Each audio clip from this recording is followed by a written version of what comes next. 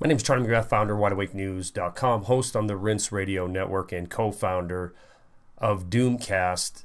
Mr. Rasmussen, who happens to be the Secretary General of NATO, is going to work very hard in the upcoming week in Cardiff, Wales, in order to convince the 28 nations that make up this military bloc.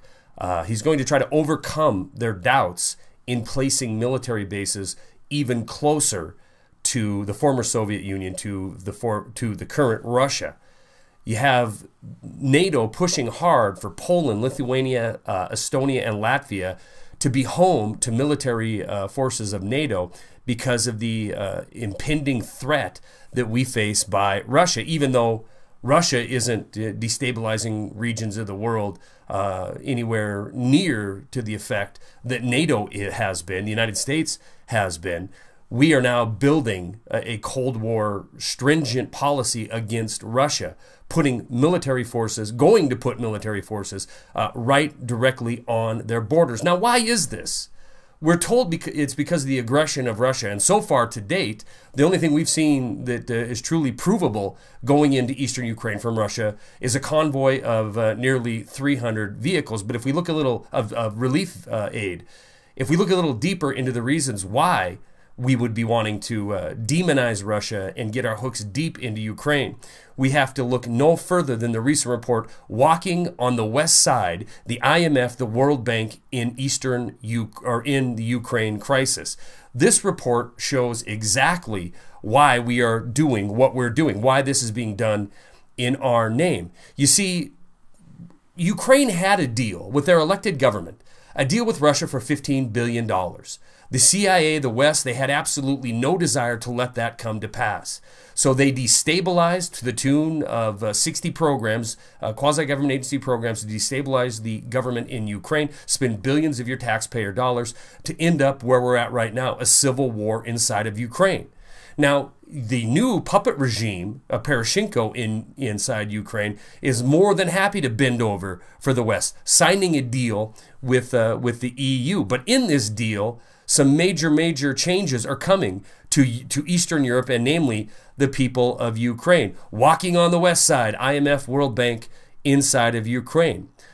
With this agreement with the European Union, there's one little article, Article 404, that promises to extend biotechnologies inside of not only inside of Ukraine, but all of Eastern Europe. Now, Ukraine is known as it's the largest landmass nation inside of Europe.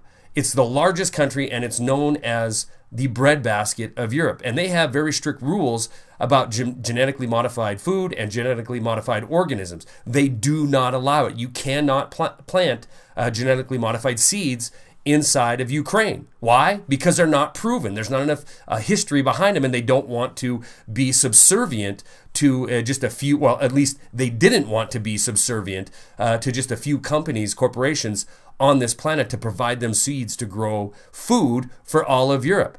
But inside of this EU deal, inside of this agreement, Article 404, it promises to extend the experimentation of biotechnologies inside of Ukraine. What does this really boil down to? Well, the people of Ukraine, regardless if they want GMOs or genetically modified seeds, they are not going to have a choice. They're going to be shoved down their throat by Monsanto. But don't worry about it, because Michael Cox of Piper Jaffray promises not only the Ukraine, but Eastern Europe has the most promising growth potential in the agricultural industry, including equipment from companies like John Deere and, of course, namely Monsanto. They will have their hooks in there. This is just part of the puzzle that we've seen unfold inside of Eastern Ukraine, inside of Eastern Europe.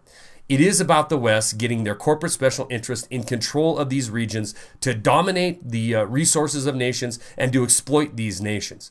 We've seen it from the start of what's going on inside of Ukraine, when if it's Joe Biden's son heading up a mining corporation or being the face man for a mining fracking procedures that are going to be going on inside of Ukraine. In fact, some reports have it going on now in the midst of a civil war. It doesn't matter that 2 million people have been displaced inside of eastern Ukraine, and just today a carload of people were shelled to death by the Kiev government fighting this war on terror inside of Ukraine. This is irrelevant because we're not going to get reported these kind of stories in the establishment media. We're going to hear a bunch of fluff. We're going to hear a bunch of scare tactics and propaganda about how we need to stand up to Russia now before it's too late.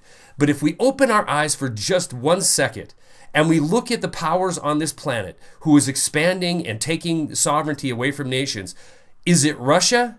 Is Russia going out and conquering lands and destabilizing regions and implementing puppet governments? The argument can be made that that happened during the time of the Soviet Union, but in the time of 2014, in this reality that we live in, we are the ones who are doing exactly what we are accusing others of doing.